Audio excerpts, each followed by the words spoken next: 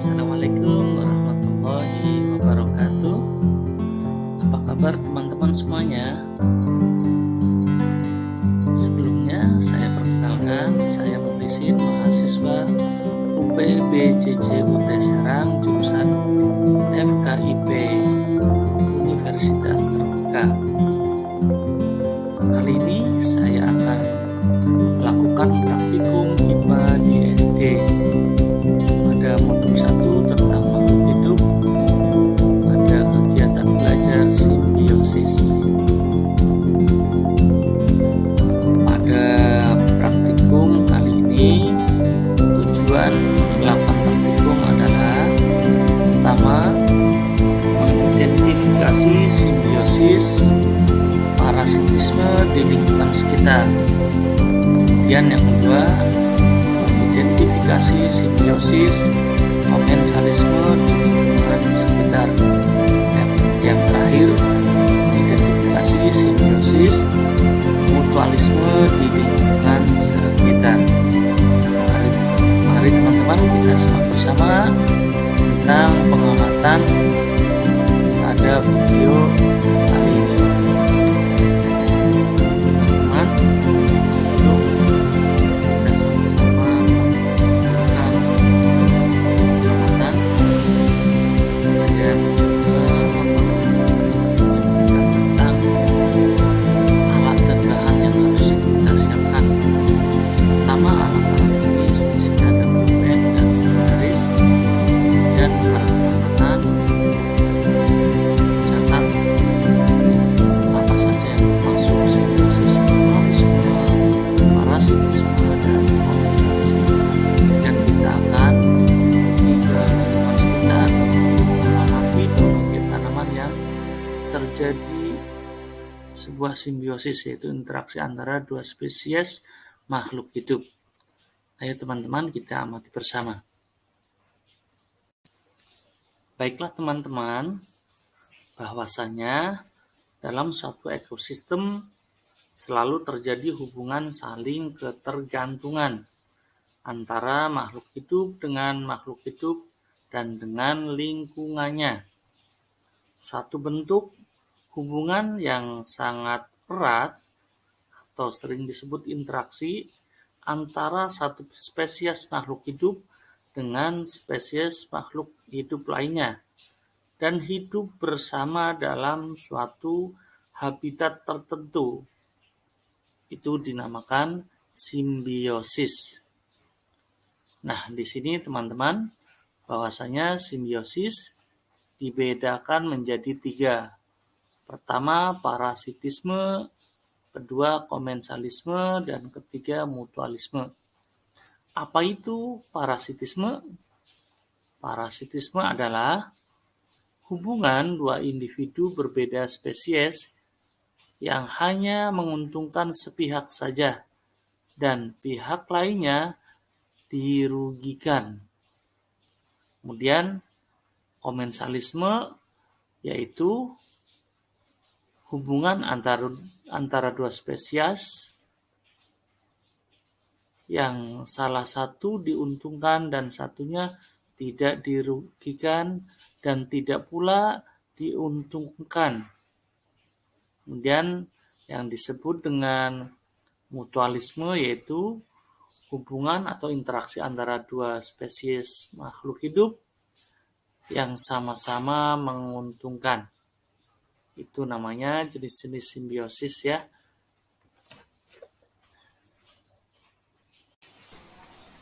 Mari teman-teman kita amati bersama contoh simbiosis.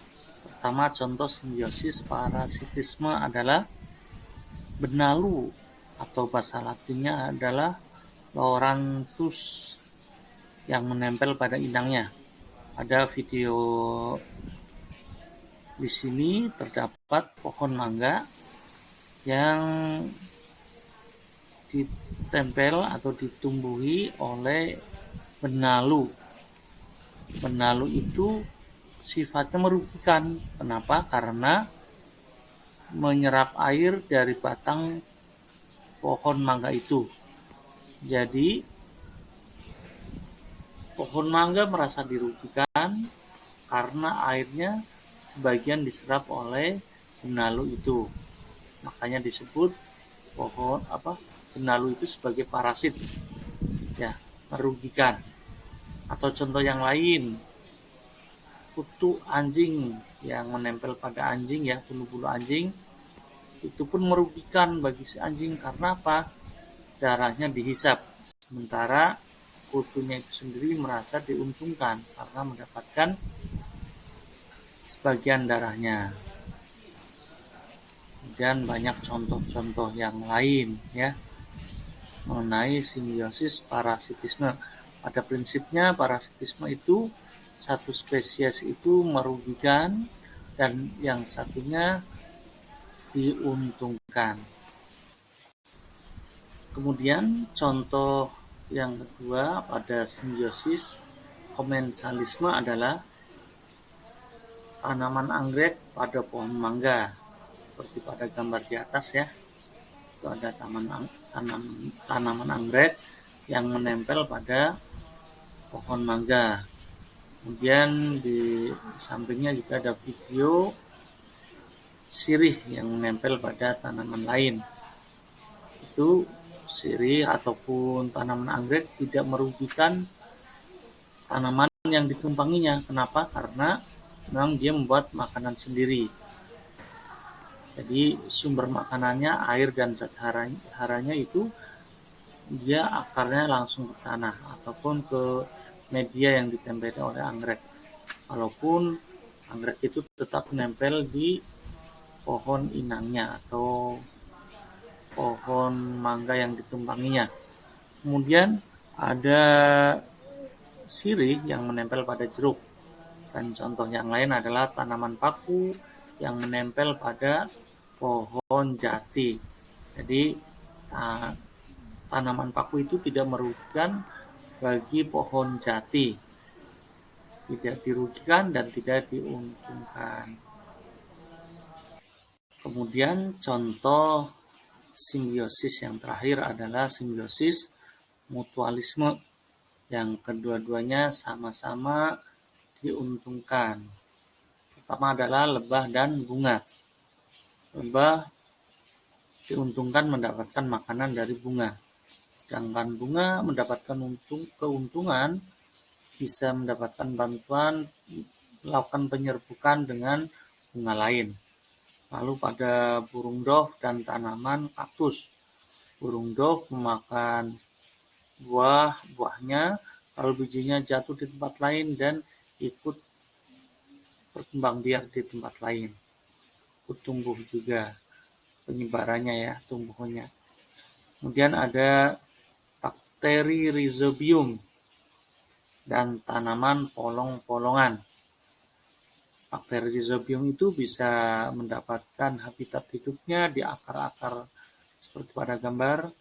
Kemudian pada tanaman polong-polongan bisa mendapatkan nitrogen dari yang ditambahkan oleh bakteri rhizobium tersebut.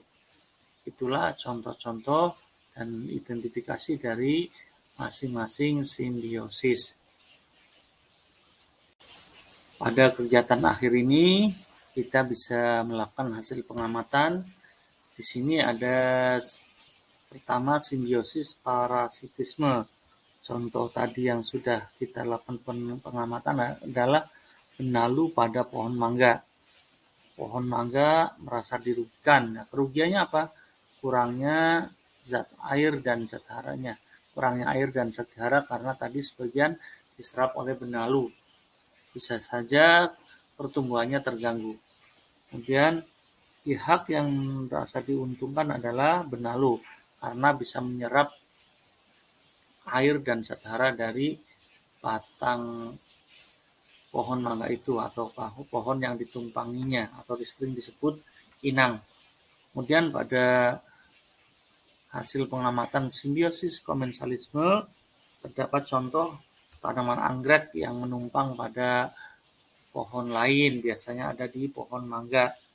Tanaman anggrek mempunyai keuntungan bisa menumpang atau bisa memiliki tempat untuk bisa tumbuh. Walaupun tidak merugikan karena pohon anggrek membuat atau mencari makanan sendiri melalui medianya, sedangkan pohon yang tidak diuntungkan ataupun tidak dirugikan yaitu pohon mangga.